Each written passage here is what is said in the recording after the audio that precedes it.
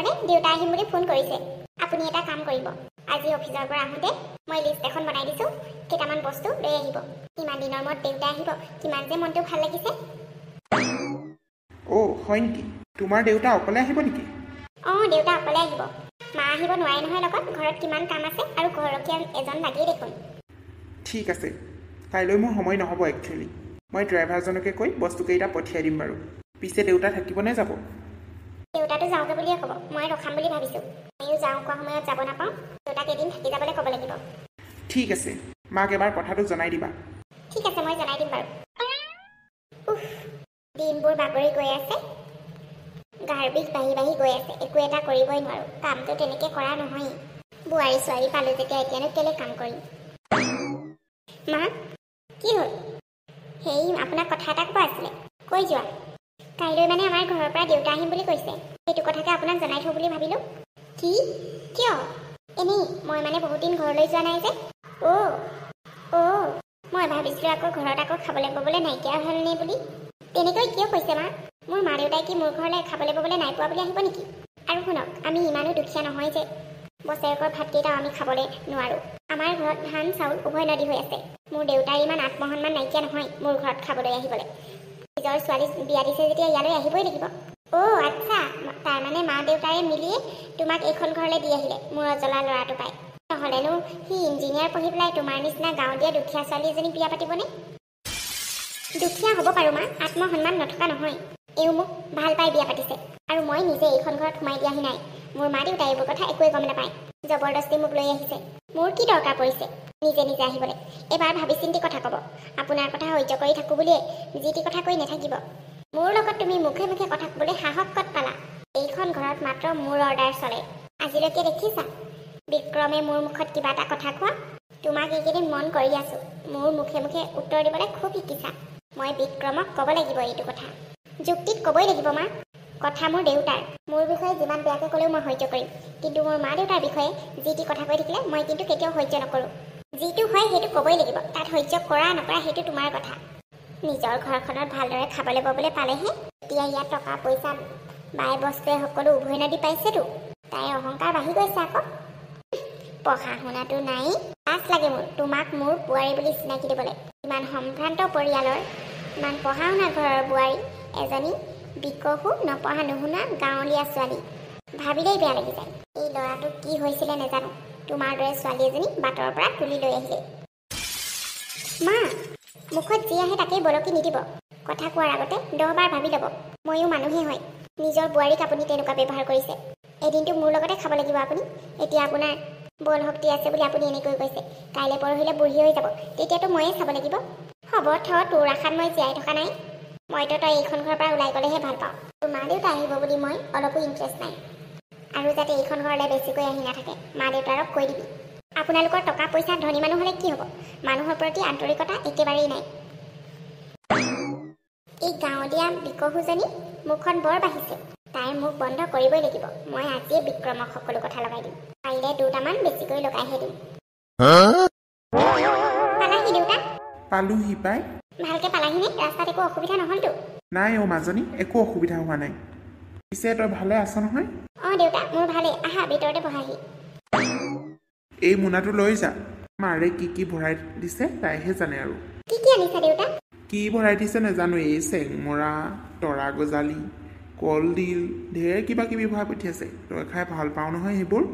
অ' হয় নেকি? বাৰু, তুমি ইমান দূৰৰ পৰা আহিছা, বহাচোন। মই তোমাৰ কাৰণে পানী লৈ আহিছোঁ। মায়ে ঘৰত ঠিকে আছেনে? ভাল ভাল, গাঁৱত সকলো ঠিকে আছে, মাও ঠিকে আছে। পিছে তোৰ শাহুমা নাই নি? তেওঁ ভিতৰত আছে। অ' হয় নেকি? তুমি বহা, মই তোমাৰ কাৰণে পানী লৈ আহিছোঁ। এইবোৰ তুমি কি কৈছা? মই মাক কিয় এইখন ঘৰৰ পৰা ওলাই যাব দিম? মই মাক কেতিয়াও তেনেকৈ ক'ব নোৱাৰোঁ। অ' তাৰমানে তুমি মোৰ মাক মিছা সঁচাবলৈ আহিছা নেকি? তোমাৰ কথা মই চব জানো। তুমি দেখিবলৈহে মানুহজনী বহুত ভাল, ভিতৰি ভিতৰি যে তুমি মোৰ মাক বহুত বেয়া ব্যৱহাৰ কৰা, সেয়া মই সকলো জানো ৰূপালী। তুমি মোক এনেকৈ কেনেকৈ ভাবিব পাৰা? মায়ে কেতিয়াও মিছা কথা নকয়।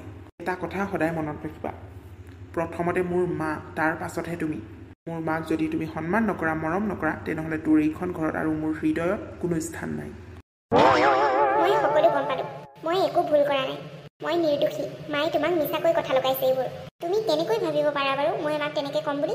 ক'বও পাৰা কি ঠিক আজিকালি বোৱাৰী মানুহৰ হাজবেণ্ডৰ আগত ভাল বনি দেখাব তাৰপিছতে পাছত মাকক বেয়া ব্যৱহাৰ কৰিব তোমাৰ দেউতা মোৰ ঘৰলৈ আহিছে মই তেওঁক বেয়া ব্যৱহাৰ কৰিলে তোমাৰ কেনেকুৱা লাগিব হা তাত দেউতাক কিয় সুমিয়াইছা এইবোৰ আমাৰ ভিতৰুৱা কণ্ডল তাত দেউতাক সুমিয়াই একো দৰকাৰ নাই তোমাৰ এতিয়া নিজৰ দেউতাৰ কথা কওঁতে ইমান লাজ পাইছা মোৰ মাক কিয় ভাল ব্যৱহাৰ নকৰা হা মই দিনটো বাহিৰত থাকোঁ বুলি সুযোগ লৈছা নেকি তুমি তোমাৰ মায়ে যদি এনেকুৱা ব্যৱহাৰ কৰি থাকে মোক তোমাৰ যদি এনেকৈ মিছা মিছা বদনাম কৰি থাকে এদিন এনেও আমাৰ সংসাৰ ভাঙিব তেওঁহে মোক এইবোৰ কৰি থাকে ঘৰৰ পৰা ওলাই যাব কৰি থাকে সেইবোৰতো তুমি একোৱেই নাজানা মই আজিলৈকে তোমাক কৈছোঁ জানো কথা সলাই দিলে কথাবোৰ সঁচা হৈ নাযায় ৰূপালী মোৰ মাক ব্লেম কৰিবলৈ বাদ দিয়া আৰু নিজক শুধৰণি কৰিবলৈ চেষ্টা কৰা মই তোমাক এবাৰ চান্স দিছোঁ মোক কোনো চান্সৰ প্ৰয়োজন নাই মই যেতিয়া ভুল কৰা নাই মই কিয় ভুগিম আৰু তুমি হাজাৰবাৰ চান্স দিয়া এনেকৈ যদি হয় সদায় ময়ে ভুল হ'ম তোমাৰ চকুত কাৰণ তুমিতো মাক অন্ধবিশ্বাস কৰা মোৰ কথা একো নুশুনাই তোমাৰ মতেতো তোমাৰ মায়ে সকলোবোৰ শুদ্ধ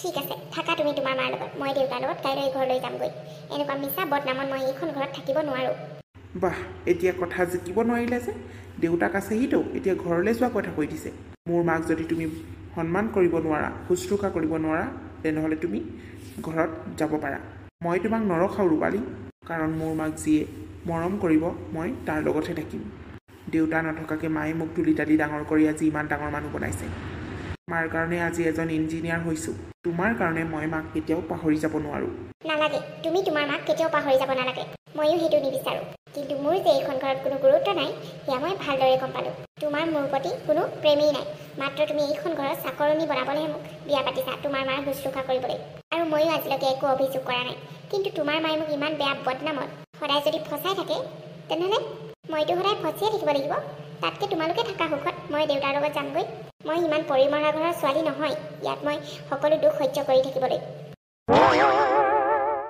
মাজনী কথা এটাটো বেয়া নেপাবি সোধা দেউতা অহাৰ পৰা তোক মন কৰি আছোঁ তোৰ দেখোন মনটো মৰা হৈ থাকে কিবা চিন্তিত হৈ থকা যেন পাওঁ কিবা হৈছে নেকি তোৰ ভিতৰি কিবা বেমাৰ চেমাৰ হৈছে নেকি নাই দেউতা একো হোৱা নাই মোৰনো কি হ'ব আৰু তোৰ শাহুজনীও দেখোন এপাকো দেখা নাই অহাৰ পৰা বেমাৰ চেমাৰ হৈছে নেকি তেওঁৰ আকৌ অঁ দেউতা অকণমান বেমাৰী ডক্টৰে ৰেষ্ট ল'ব কৈছে সেইকাৰণে অকল ৰুমতে সোমাই থাকে অঁ তেওঁলোকৰ ঘৰখনলৈ আহি তেওঁক লগ নাপালে মাত এষাৰ দি নগ'লে বেয়া পাব নহয় একো নহয় দেউতা ময়ো তোমাৰ লগত ঘৰলৈ যাম বুলিয়ে ভাবিছোঁ ঘৰলৈ তই আকৌ কিয় ঘৰলৈ যাব লাগে তোৰ শাহু বেমাৰী হৈছে তেওঁক কোনে চাব আকৌ তেওঁক চাবলৈ একো কষ্ট নহয় দেউতা ঘৰত কাম কৰা মানুহ আছে নহয় আৰু তেওঁ ইমানো নাই হোৱা মাত্ৰ ডক্টৰে ৰেষ্টহে ল'ব কৈছে উঠিব নোৱাৰা বেমাৰী নহয় নাই তই এতিয়া যাব নালাগে বুজিছ পাছত যাবি তোৰ শাহুজনী একেবাৰে ভাল হৈ ল'বলৈ দে তেওঁলোকে নহ'লে ভাবিব দেউতাকে আহি জীয়েকক লৈ গ'ল বুলি তেওঁলোকে একো নাভাবে দেউতা মোৰ ঘৰলৈ বৰ মনত পৰিছে মই তোমাৰ লগত যামেই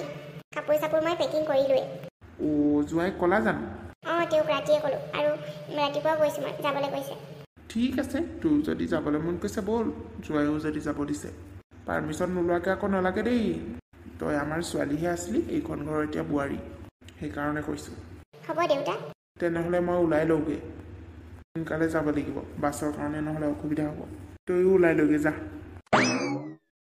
দেউতাক কেনেকৈ বুজাওঁ মই যে সেইখন ঘৰলৈ একেবাৰে গুচি গৈছোঁ এইখন ঘৰত মোৰ একো অৰ্থই নাই পত্নী হিচাপে বিয়া হৈহে আহিলোঁ এওঁৰ জীৱনলৈ কিন্তু এওঁ যে তেওঁৰ মাককহে চোৱা চিতাৰ কাৰণে বিয়া পাতিছিলে সেইটো মই কেনেকৈ জানিছিলোঁ তথাপিও মই সকলো কৰিবলৈ চেষ্টা কৰোঁ কিন্তু শাহুমাই মোক সদায় ফচাবলৈ চেষ্টা কৰে ইয়াত থকাতকৈ নথকাই ভাল আই মায়ৈ মইলৈ বৰ বেয়াকৈ ভৰিটো পিছল খালে ঐ বোৱাৰী ঐ মোক তুলি দেখিছোন আৰে বিয়নী পিছলি পৰিলে হ'বলা উঠক বিয়ক অলপ হেল্প কৰি দিয়কচোন এই বোৱাৰীজনী ক'ত গ'ল জানো ইমান মাতি আছোঁ হ'ব বিয়নী মই আপোনাক উঠাই দিছোঁ বাৰু বৰ বেয়াকৈ পৰিলোঁ জানেনে এনেই কঁকালৰ বিষ তাতে আকৌ এনেকৈ পিছলি পৰিলোঁ অলপ চাই চিন্তি সেইকাৰণে খোজকাঢ়িব লাগে বিয়নী আপোনাক ধন্যবাদ দেই বিয়ৈ আপুনি নথকা হ'লে যে আজি উঠিবই নোৱাৰিলোহেঁতেন এই বোৱাৰীজনী ক'ত আছে জানো তাই মই ঘৰলৈ যাব ওলাইছোঁ নহয় কি ভৰাই আছে জানো আপুনি যাব ওলালে নেকি হয় বিয়নী যাব ওলাইছোঁ আজি আপোনাক পিছে এদিনো দেখি নাপালোঁ বেমাৰী বুলি কৈছিলে তাই সেই ডক্টৰে হেনো ৰেষ্ট ল'ব কৈছে আপোনাক বিয়ৈ বেমাৰী মানেনো কি আৰু এই গাৰ এইবোৰ বিজুতি আৰু ডক্টৰেহে কৈছিলে ৰেষ্ট ল'বলৈ দেউতা ওলাই হ'লনে হলগে মাজনী এই বিয়নীয়ে একদম মাচকা খাই পৰিলে নহয়, তাকে চিঞৰি আছে আকৌ ইয়াত পালোহি। হয় নেকি? বেছিকৈ দুখ পালে নেকি মা? পালোঁ অলপ ভৰিতে, কঁকালতো পালোঁ। পিছে তোমাৰ দেউতাই আজি যামগৈ কৈছে নহয়, মই আকৌ কথাটো এতিয়াহে গম পালোঁ। দেউতা অকলে নহয়, দেউতাৰ লগত ময়ো যামগৈ। কি? তুমি ঘৰলৈ যাবা এইটো সময়ত? নাই নাই, এদিনমান পাছত যাবা, এতিয়া তুমি যাব নোৱাৰা। তাতে আজি পৰি মোৰ কঁকালখনেই ভাঙিলে, ক'ব পৰা নাই ভাঙিলে নে ভালেই হৈ আছেনে। বৰ বেয়াকৈ বিষাইছে। তুমি যদি যোৱাগৈ মোৰ কি হ'ব? ঘৰৰ কাম কৰা মানুহজনীকো মই পঠিয়াই দিলোঁ ছুটীত। এটা কাম কৰক আপুনি মা, আপুনি আজিয়ে কাম কৰা মানুহজনী আকৌ বন্দবস্ত কৰি লওক। আচলতে মই এইখন ঘৰলৈ আৰু কেতিয়াও ঘূৰি নাহোঁ, ঘৰলৈ একেবাৰে যাব লৈছোঁ। এইবোৰ তই কি কৈছ মাজনী? তই ঘৰলৈ একেবাৰে যাব ওলাইছ? ভাবিছনে কি কৈ আছ তই এইবোৰ? অঁ দেউতা, মই সকলো ভাবি চিন্তিয়ে সিদ্ধান্ত লৈছোঁ। বোৱাৰী, এইবোৰ তুমি কি কৈছা? তোমাক কোনে কি কৰিলে? তুমি এইখন ঘৰ এৰি যাব বিচাৰিছা যে? এতিয়া সকলো নজনাৰ ভাও ধৰিব নালাগে মা। আপুনি এওঁৰ আগত কি কি কথা লগাই মোৰ প্ৰতি বেয়া ভাৱ আনিছে নাজানো, আৰু এনেকৈ যদি চলি থাকে এদিন মোক এইখন ঘৰৰ পৰা এনেও উলিয়াই পঠিয়াই দিব। তাতকৈ আগতে মই নিজে আঁতৰি যাওঁ। কাৰণ মই আপোনাক যিমান ভালকৈ ব্যৱহাৰ কৰিলোঁ আপুনিতো এওঁৰ আগত বেয়াকৈ লগায়, তেতিয়াহ'লে মোৰ কোনো ৰাস্তাই নাথাকে। আপুনি কৈ থাকে নহয় মোক এইখন ঘৰ এৰি যাবলৈ, আজি মই সঁচাকৈয়ে এৰি যাবলৈ ওলাইছোঁ। আপোনালোকেই ভালকৈ থাকক, মইহে এইখন ঘৰৰ অপ্ৰয়োজনীয়। বোৱাৰী, মোক ক্ষমা কৰি দিবা। আচলতে মই তোমাক এইখন ঘৰ এৰি যোৱাটো বিচৰা নাছিলোঁ। খং উঠিলে মই মুঠতে কথাটো কওঁহে। অঁ, তোমাক গাঁৱৰ ছোৱালী বুলি মোৰ অলপমান পচন্দ নহয় বাৰু, হ'লেও মই এইখন ঘৰ তোমালোকৰ সংসাৰখন কেতিয়াও ভাঙক বুলি নিবিচাৰোঁ। মই তাক কিছুমান কথা কৈছিলোঁ, মই ভাবিছিলোঁ তোমাক কেইটামান গালি দি থৈ দিব বুলি, কিন্তু মই কেতিয়াও ভবা নাছিলোঁ কথাটো যে ইমান ডাঙৰকৈ যাব বুলি। মোক এবাৰলৈ ক্ষমা কৰি দিয়া বোৱাৰী। তুমি এতিয়া এইখন ঘৰ এৰি গ'লে আমাৰ কি হ'ব? যিমান তোমাক গালি পাৰিলেও মোৰতো আদতে হৈ গৈছে ৰাতিপুৱা গধূলি তোমাৰ হাতৰ চাহ খোৱা। এনেকৈ এৰি থৈ নাযাবা। মই আৰু তোমাক কেতিয়াও বেয়া ব্যৱহাৰ নকৰোঁ, আৰু বাবাৰ আগত কেতিয়াও তোমাৰ কথা বেয়াকৈ নলগাওঁ। মোক ক্ষমা কৰি দিয়া এবাৰ। বিয়ৈ, আপুনি তাইক বুজাওকচোন। হ'ব বিয়নী, আপোনালোকে চিন্তা নকৰিব। মোৰ ছোৱালী ইমান অবুজন নহয়, ইমানখিনি বুজোৱাৰ পাছত তাই ভুল সিদ্ধান্ত ল'বলৈ। ঠিক আছে মা, আপুনি কৈছে যেতিয়া আপোনাৰ কথা ভাবি মই এইখন ঘৰত থাকিম, কিন্তু নেক্সট টাইম যদি এওঁক আপুনি কথা লগাবলৈ চেষ্টা কৰে, আপুনি যিমান মোৰ ওচৰত ক্ষমা কৰিলেও মই কিন্তু কেতিয়াও নাথাকোঁ, কাৰণ মই ইমান অপমান সহ্য কৰি থাকিব নোৱাৰোঁ। হ'ব মাজনী, সংসাৰত এইবোৰ থাকেই আৰু অলপ সহ্যও কৰিব লাগিব, বুজিছ? যা, মোৰ বস্তুকেইটা লৈ আন, মই গৈ থাকোঁ। তহঁতি ভালকৈ থাকিবি।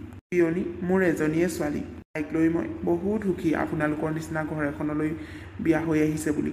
আপোনালোকে তাইক সদায় মৰমত থ'ব। কিবা ভুল হ'লে মানে আপোনালোকে শুধৰাই দিব। আপোনালোকৰ হাততে মোৰ ছোৱালী গতালোঁ আৰু। বিয়ৈ, আপুনি চিন্তা নকৰিব, মই আৰু কেতিয়াও উল্টা পুল্টা নকৰোঁ।